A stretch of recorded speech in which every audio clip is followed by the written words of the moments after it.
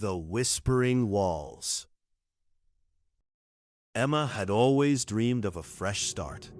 A small apartment in the heart of the city seemed perfect.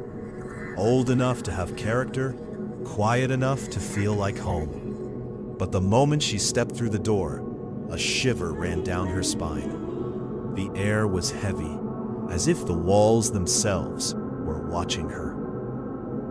The apartment was dusty, with faded curtains and creaking floorboards. Emma brushed aside her luggage and began exploring, stepping carefully on the uneven wood. Each room whispered secrets of lives long gone, though she did not yet know how literal that would become. At first, it was subtle. A soft creak here, a faint flutter of the curtain there. Emma told herself it was just the wind, just her imagination. Yet, when night fell, she heard it. A whisper, barely audible. Her name. Emma, Emma. Days passed. She unpacked, arranged her things, and tried to ignore the small oddities.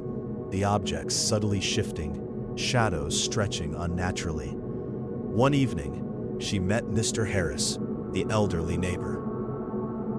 "This building, it has history," he said.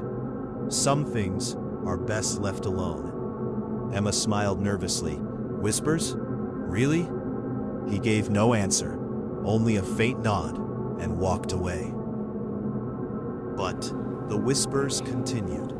They grew louder each night, calling her name, beckoning her closer to the walls.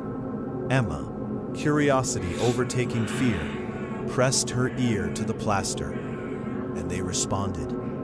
Not random murmurs anymore. They spoke to her. "You belong," a voice echoed softly, sending chills through her spine.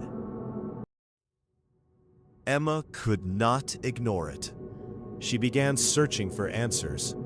Old newspapers, letters, and faded photographs revealed tenants who had vanished mysteriously, their names lost to time. Every clue matched the whispers she had heard, as if someone or something had been preparing for her arrival.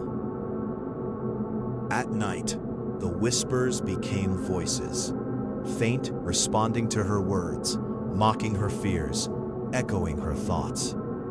The shadows grew bolder, stretching toward her, reaching from corners and walls she once considered harmless. Objects moved on their own, subtle at first, then more boldly. A book slid from the shelf, a chair shifted slightly, a curtain fluttered, though no wind blew. Emma's dreams became disturbed. She dreamt of walking endless corridors, of walls that whispered secrets of long-dead tenants. She woke in a cold sweat, the faint echo of her name lingering in the room. She returned to the diary she had found, reading the stories of those who vanished. Each entry described the same phenomenon: the creeping whispers, shadows that moved independently, and the walls that seemed alive. And now, it was happening to her. A voice whispered again, clearer this time, almost human. "Emma, come closer." Panic and fascination battled within her.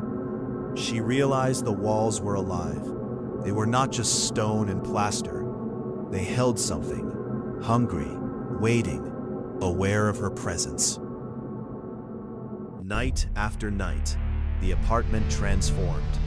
The shadows no longer obeyed logic. Doors led to the same room. Corridors twisted unnaturally, and the walls seemed to pulse, breathing. Emma tried to escape, but the building refused her. The whispers turned urgent, almost commanding. "Stay, stay, belong." She ran from room to room, but each step echoed back, carrying her name. The air grew colder, heavier, every breath a struggle. Finally, Emma confronted the living walls. Shadows writhed, forming shapes, Almost human, almost familiar. The whispers coalesced into a single, chilling sentence. You were meant to join us. Emma screamed, her voice swallowed by the darkness. And then, silence, except for a single whisper, fading slowly. Welcome, Emma. The walls returned to stillness, but the air remained thick, heavy with secrets. And if you listen closely, if you dare, you can hear the faintest murmur of her name, echoing through the walls, waiting for the next story.